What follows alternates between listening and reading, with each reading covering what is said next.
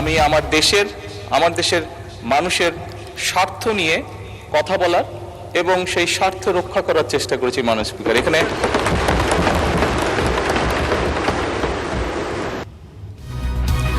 প্রথম সফরে সাফল্যের জন্য প্রধানমন্ত্রীকে হ্যাঁ ভোটে শুভেচ্ছা। চুক্তি সমঝোতা সংসদে আলোচনার দাবি বিরোধী দলের।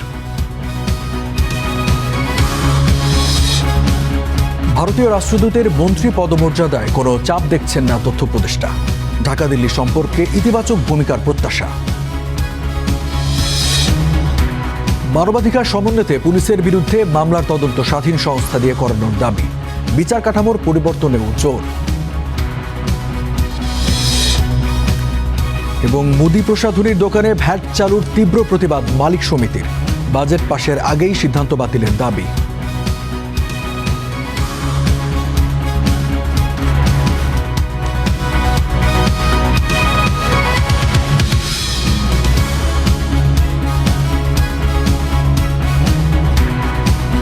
স্বাগত স্টার নিউজে, সাথে আছেন রঞ্জিত লেখার। এতক্ষণ দেখছিলেন সংবাদ শিরোনাম। চীন মালয়েশিয়া সফর শেষে সংসদে যোগ দিয়ে প্রধানমন্ত্রী বলেছেন, দেশ ও জনগণের স্বার্থ রক্ষাই তার সরকারের প্রধান কাজ। ভালো কিছু হয়ে থাকলে সে অর্জন দেশবাসীর। এর আগে তার সাফল্যের জন্য হ্যাঁ ভোটে শুভেচ্ছা জানায় জাতীয় সংসদ। এ সময় সই হওয়া চুক্তি সমঝোতা সংসদে আলোচনার আহ্বান জানান বিরোধী দলীয় নেতা। যারা এই প্রস্তাবের পক্ষে আছেন তারা হ্যাঁ বলুন, যারা এই প্রস্তাবের বিপক্ষে আছেন তারা না বলুন। আমার মনে হয় হ্যাঁ জয়যুক্ত হয়েছে। চীন মালয়েশিয়া সফর শেষে ফিরেছেন প্রধানমন্ত্রী। এ সফরে সাফল্যের জন্য হ্যাঁ ভোটে তাকে শুভেচ্ছা জানালো জাতীয় সংসদ। সর্বসম্মতিক্রমে গৃহীত হলো। পরে সংসদকে প্রধানমন্ত্রী জানান, দেশ ও জনগণের স্বার্থ রক্ষাই তার সরকারের প্রধান কাজ। ভালো কিছু হয়ে থাকলে সে অর্জন দেশবাসীর বলেও জানান তিনি। মাননীয় স্পিকার, এখানে আমাদের কারোরই কোনো ব্যক্তিগত কোনো বিষয় নেই। এটি যদি কোনো কিছু অর্জন হয়ে থাকে, ভালো কোনো কিছু অর্জন হয়ে থাকে, এটি বাংলাদেশের অর্জন।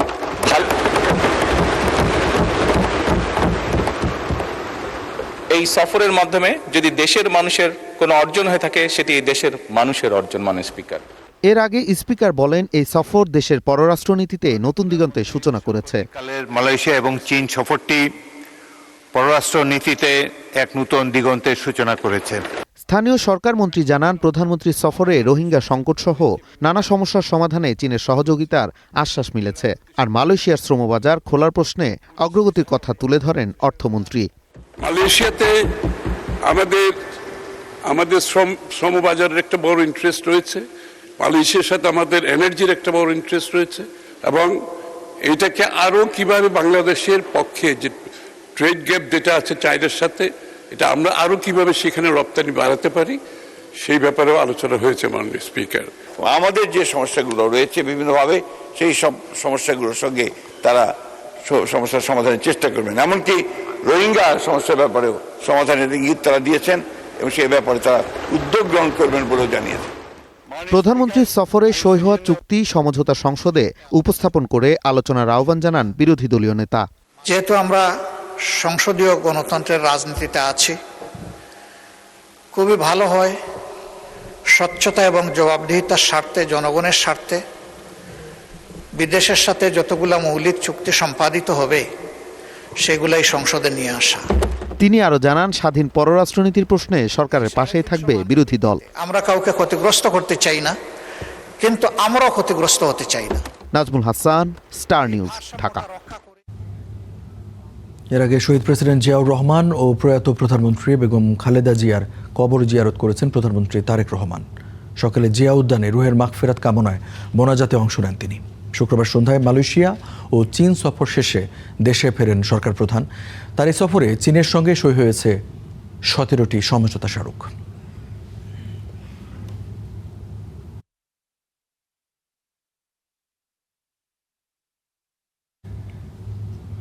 ভারতের রাষ্ট্রদূতের মন্ত্রী পদমর্যাদা রাজনৈতিক চাপ তৈরি করবে না, বরং দুদেশের সম্পর্কে ইতিবাচক ভূমিকা রাখবে বলে আশা প্রকাশ করেন প্রধানমন্ত্রীর তথ্য উপদেষ্টা জাহিদুর রহমান। দুপুরে বাংলাদেশ চলচ্চিত্র ও টেলিভিশন অনুষ্ঠান ও বিভিন্ন প্ল্যাটফর্মে কন্টেন্ট নির্মাণ কোর্সের সমাপনী অনুষ্ঠান শেষে সাংবাদিকদের তিনি একথা জানান। বলেন, বাংলাদেশ নিজ স্বার্থ বজায় রেখেই সকল দেশের সাথে কাজ করবে। এদিকে মালয়েশিয়া ও চীন দুই দেশের সরকারই বাংলাদেশের সঙ্গে কাজ করতে প্রতিশ্রুতি দিয়েছেন বলেও জানান জাহিদুর রহমান। চলচ্চিত্র শিল্পের উন্নয়ন প্রসঙ্গে উপদেষ্টা বলেন, যারা চলচ্চিত্র নিয়ে কাজ করতে চান সরকার সবসময় তাদের পাশে থাকবে। বাণিজ্যিকভাবে চলচ্চিত্র শিল্পকে এগিয়ে নিতেও সরকার প্রয়োজনীয় সহায়তা প্রদান করবে। ভারতের সরকার বাংলাদেশের সাথে আন্তরিকভাবে এনগেজ করতে চায়। ভারত সরকার কিন্তু আগেই বলেছিল, বিশেষ করে অন্তর্বর্তীকালীন সরকারের সময়ে, যে তারা নির্বাচিত সরকারের সাথে তাদের সম্পর্কে যে কিছুটা টানাপোড়েন ওই সময় ছিল সেটা তারা কাটিয়ে আগের মতো পূর্ণ এনগেজমেন্টে যেতে চান। সেটারই একটা বহিঃপ্রকাশ বলে আমি মনে করি এবং এটাকে পজিটিভলি দেখি। যিনি আবার শুধু পূর্ণাঙ্গ মন্ত্রী এভাবেও না, তিনি আসলে ওনাদের ফরেন ক্যাডারের, উনি একজন পলিটিক্যাল মানুষ, উনি কেন্দ্রীয় মন্ত্রী ছিলেন। সো আমরা বিশ্বাস করি, আমরা আশা করি আমাদের যে অনিষ্পন্ন যে সমস্যাগুলো আছে সেগুলোর ব্যাপারে তারা আন্তরিক হবেন। দর্শক, গণভোটের রায় বাস্তবায়ন সহ নানা দাবিতে 11 দলীয় ঐক্যের বিভাগীয় সমাবেশ চলছে এই মুহূর্তে ময়মনসিংহে। সেখানে আছেন আমাদের সহকর্মী সাদিকুর রহমান। আমরা সাদিকের সাথে যুক্ত হতে চাই এবং সাদিকের কাছ থেকে জানতে চাইব সমাবেশে এখন কোন কোন নেতারা অংশ নিয়েছেন এবং উপস্থিতি বলা হচ্ছিল অনেক জনসমাগম হবে, কি পরিমাণ জনসমাগম হলো একটু জানাবেন।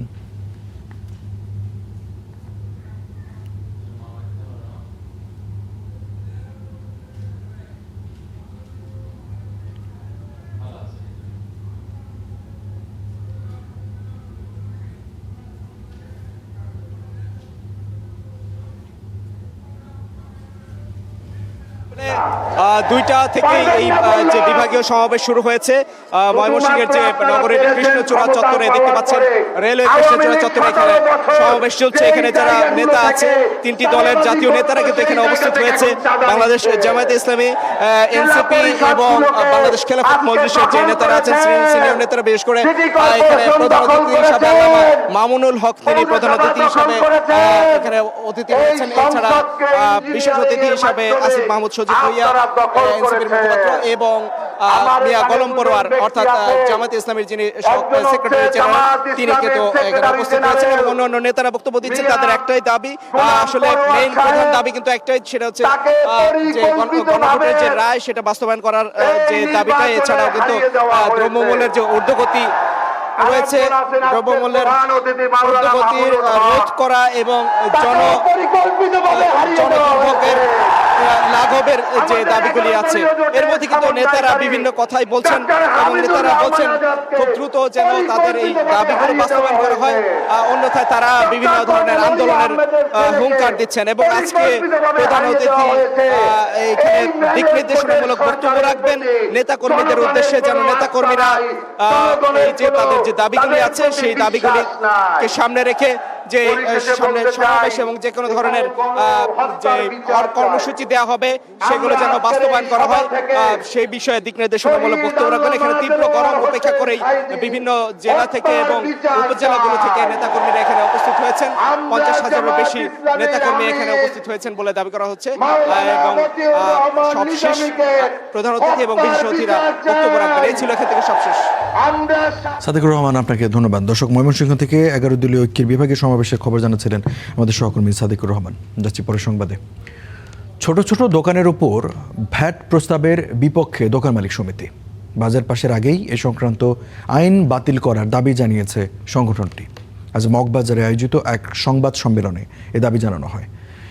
এসব প্রতিষ্ঠানকে ভ্যাট ট্যাক্সের আওতার বাইরে রাখার পাশাপাশি কর আহরণে ডিজিটাল ব্যবস্থা জোরদার করার পরামর্শ দিয়েছে দোকান মালিক সমিতি। রাজস্ব আয়ের লক্ষ্যমাত্রা অর্জন করতে নতুন অর্থ বছরের জন্য মুদি দোকান, পোশাকের দোকান, বিউটি পার্লার, প্রসাধনী, কনফেকশনারি কিংবা ইলেকট্রনিক্স পণ্য বিক্রির দোকান সহ 17 ধরনের ব্যবসা খাতকে সুনির্দিষ্ট ভ্যাটের আওতায় আনার কথা বলেছেন অর্থমন্ত্রী। দোকান মালিক সমিতি মনে করে প্রান্তিক এসব ব্যবসায়ীদের কাছ থেকে কর আদায়ের সক্ষমতা সরকারের নেই। শনিবার সকালে মগবাজারে সংগঠনটির কার্যালয়ে আয়োজিত সংবাদ সম্মেলনে এমন কথা বলেন সমিতির নেতারা। এই গভর্নমেন্টের কিন্তু এই সক্ষমতা নেই যে আপনার 1 কোটি এই প্রান্তিক এবং ক্ষুদ্র ব্যবসায়ীদের কাছ থেকে কর আদায়ের এই সক্ষমতা কিন্তু সরকারের এখন নেই। যে পরিমাণ কষ্ট হবে কর আদায় করার জন্য, তার সে পরিমাণ কর আদায় করতেও পারবে না। এ সময় তারা বলেন, ছোট ব্যবসায়ীদের আয় অত্যন্ত সীমিত, তাদের ওপর করের বোঝা চাপানো উচিত হবে না। উল্লেখ করে সিদ্ধান্ত বাতিলের দাবি জানানো হয়। মাননীয় অর্থমন্ত্রী ক্ষুদ্র ব্যবসায়ীরা কিভাবে ভোক্তার নিকট থেকে ভ্যাট এবং কর আদায় করবে তা আমাদের বোধগম্য নয়। আর এখানে কতই বা রাজস্ব আদায় হবে তার সঠিক পরিসংখ্যান কি জাতীয় রাজস্ব বোর্ডের কাছে আছে? দোকান মালিক সমিতির নেতারা বলেন, এনবিআর যদি অটোমেশন প্রক্রিয়া পুরোপুরি চালু করতে পারে তাহলে জনগণ ভ্যাট দিতে আগ্রহী হবে। Afroza Lamia, star news, Dhaka. ইতালিতে স্ত্রী সন্তান সহ হত্যার শিকার নোয়াখালীর বাবুলের বাড়িতে চলছে শোকের মাতম। আহত হয়েছেন ছেলে। এমন হত্যাকাণ্ড কিছুতেই মানতে পারছেন না নিহতের স্বজনরা। তারা ঘটনার বিচার ও দ্রুত মরদেহগুলো দেশে ফিরিয়ে আনার দাবি জানিয়েছেন। আমার সব জিনিস শেষ করে দিল 1 ঘন্টার ভিতরে। নাতনি, পুত্রবধূ সহ ছেলেখন একসাথে পরিবারের 3 সদস্যকে হারিয়ে দিশেহারা সিরাজুল ইসলাম। উন্নত জীবনের আশায় প্রায় 2 বছর আগে সপরিবারে ইতালিতে পাড়ি জমান নোয়াখালী কোম্পানিগঞ্জের কামাল উদ্দিন বাবুল, সাথে স্ত্রী মমতাজ বেগম আরজু আর 2 সন্তান। থাকতেন ইতালির রাজধানী রোমের ক্যাসালোত্তি এলাকায়। সেখানে গতরাতে নিজ বাসায় দুর্বৃত্তের ছুরিকাঘাতে খুন হন বাবুল, তার স্ত্রী ও কন্যা। গুরুতর আহত 20 বছর বয়সী ছেলে আমির হোসেন আয়ন। আমার খানার টেবিলে খাইতে বলছে, আমার নাতি আছে হবে ডিউটি তুল, নাতি দেখছে নাতিরও আঘাত করছে, আর নাতি তো দেখছে নাতিন বহুত খানার টেবিলে শেষ করে দিয়ে গেল। স্বাস্থ্য ভাইয়ের বউ ফোন করি আরে করবা আফু কিছু শুনছেন নি, এনে ভাইয়ারে ভাবিরে এত করে খুন করছে। আমরা এটার সঠিক তদন্ত এবং সঠিক বিচার চাই, বাংলাদেশ সরকারের সহযোগিতা চাই। ঘটনা জানার পর থেকেই এলাকায় নেমে এসেছে শোকের ছায়া। নিহতদের বাড়িতে ভিড় জমাচ্ছেন স্বজন ও প্রতিবেশীরা। শোকে স্তব্ধ সবাই। খুব ভালো একটা আন্তরিকতা দেখাইতো, আলাক সালাম আমিও দিতাম, আমারও দিত, খুব ভালো লোকে ছিল, আমাদেরকে অনেক সহযোগিতা করতো। আমাদের ভাই হারালাইছি, এখন আমরা এটা সুস্থ বিচার চাই। আমরা ইতালি সরকারের কাছে ওকুল আবেদন হিসেবে জানাই যে তার লাশটা যেন দ্রুত বাংলাদেশে পৌঁছায়। হত্যাকাণ্ডে দোষীদের দৃষ্টান্তমূলক শাস্তির দাবি জানিয়েছেন নিহতদের স্বজন ও স্থানীয়রা। সেই সাথে দ্রুত মরদেহ ফেরত আনারও দাবি তাদের। Desk report, star news. পুলিশের বিরুদ্ধে মামলার তদন্ত স্বাধীন সংস্থা দিয়ে করানোর দাবি আইনজীবী সারা হোসেনের। আর বিচার কাঠামোর পরিবর্তন না হলে মানবাধিকার নিশ্চিত করা সম্ভব নয় বলে মত আইনজীবী শিশির মনিরের। পরে প্রসঙ্গে এমপি সানজিদা ইসলাম তুলি জানান, মানবাধিকার সমন্বয়তে হচ্ছে সংসদীয় কমিটি। বিশ্ব সাহিত্য কেন্দ্রে হিউম্যান রাইটস সাপোর্ট সোসাইটির সম্মেলনে এসব কথা বলেন তারা। এক ভাই আরেক ভাইকে চোখ থেকে ব্যাকা করে তাকাচ্ছি, কিন্তু হাত তুলে যে ভাইয়ার বুকের মধ্যে একটু সান্ত্বনা দিব, বাট ভাই আমাকে একটু সান্ত্বনা দিবে এমন কোনো শক্তি আমাদের মাঝখানে ছিল না। পরে আমরা পানি চাচ্ছি, আমাদের মুখে থুতু দিচ্ছে, এমন অমানুষ নির্যাতন তারা আমাদের প্রতি করেছে। রাষ্ট্রীয় নিপীড়নের জীবন্ত 2 সাক্ষী সাতক্ষীরার রুহুল আমিন ও রাজধানীর পল্লবীর ইমতিয়াজ হোসেন রকি। নোয়াল ঢাকায় দিয়ে সরকার নোয়াল ঢাকাইতে গুম হত্যার হাত থেকে কিভাবে ফিরেছেন দিলেন সে বর্ণনা। একদিকে জানাজা গেছে কবরস্থানে, আর একদিকে আমি গিয়েছি হাসপাতালে। সেই শ্বাসরুদ্ধকর অবস্থা থেকে বেরোতে জুলাই অভ্যুত্থানের পর যে প্রত্যাশা তৈরি হয়েছিল তা ফিকে হয়ে আসছে বলে অভিযোগ করছেন বিশিষ্টজনরা। বলছেন এখন রয়েছে মব, প্রতিকার পাওয়া যাচ্ছে না। এই প্র্যাকটিস, এই কালচারগুলো বন্ধ করতে হবে। এইটা বন্ধ করার জন্য আমাদেরকে যতটুকু এগিয়ে আসা দরকার, যতটুকু কাজ যদি বাড়ানো দরকার লাগে, আমাদেরকে আসলে সেইভাবে কাজ করতে হবে। আমরা জানি যে বাংলাদেশের এই মানবাধিকার রক্ষার জন্য একটা শক্ত মানবাধিকার কমিশন দরকার, এক বিচার বিভাগের স্বাধীনতা দরকার, এবং আমরা আরও মনে করি যে সংবাদ মাধ্যমগুলোর যেই মত প্রকাশের স্বাধীনতা, সেইগুলো দরকার, তাহলে সত্যগুলো সামনে চলে আসবে। জুলাই অভ্যুত্থানের আগে পরে মানবাধিকার লঙ্ঘনে পুলিশ সদস্যদের সংশ্লিষ্টতার অভিযোগে উদ্বেগও জানান আলোচকরা।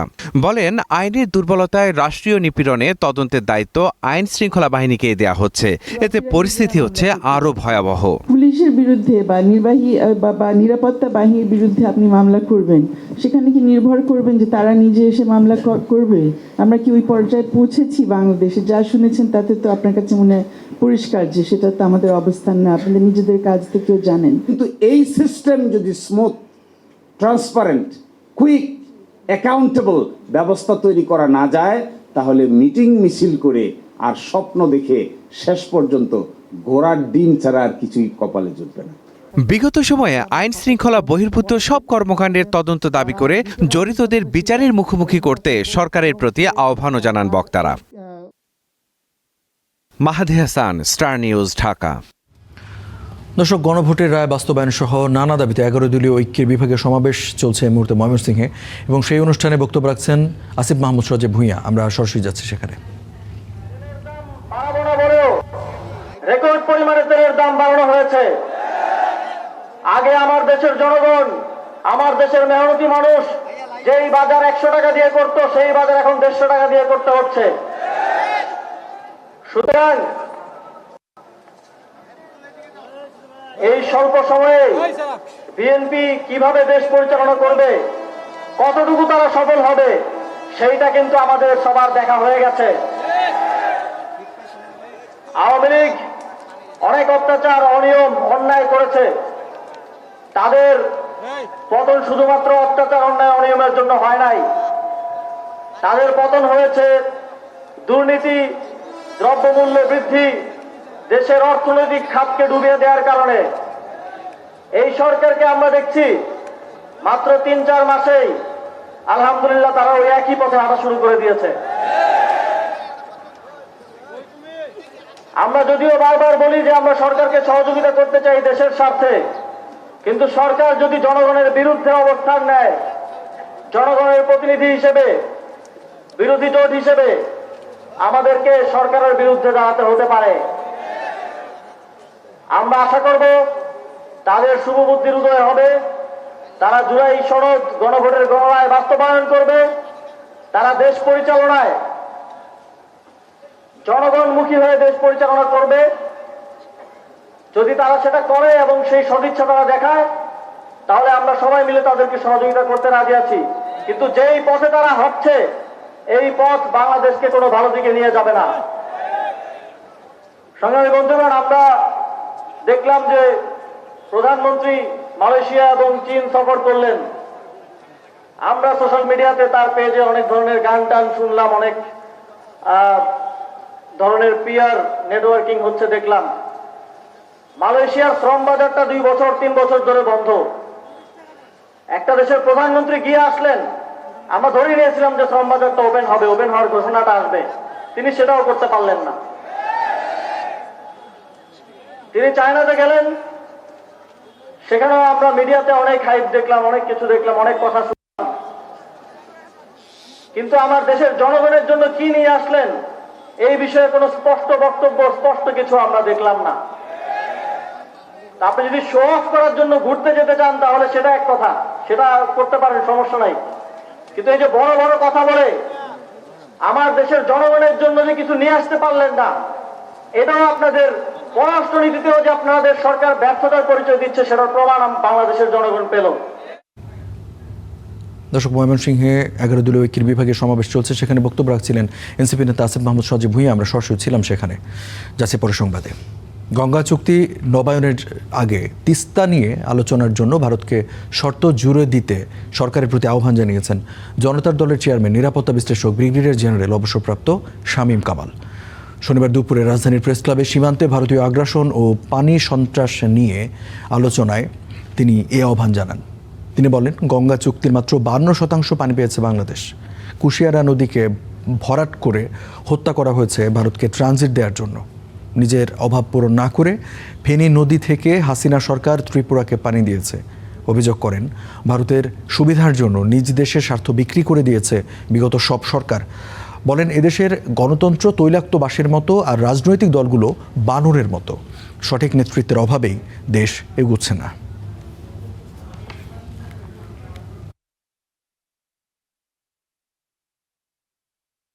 রংপুর দখলের যে ষড়যন্ত্রটা ভারত করেছে, ভয়াবহ ষড়যন্ত্র।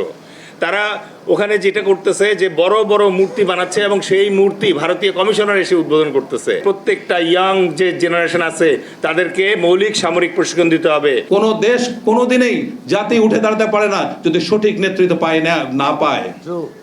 আমাদের গণতন্ত্র কি তৈলাক্ত বাঁশের মতো, আর রাজনৈতিক দলগুলো হলো বানরের মতো, একবার ওঠে একবার নামে, একবার ওঠে একবার নামে। সামনে ডিসেম্বরে গঙ্গা চুক্তি শেষ হতে যাচ্ছে।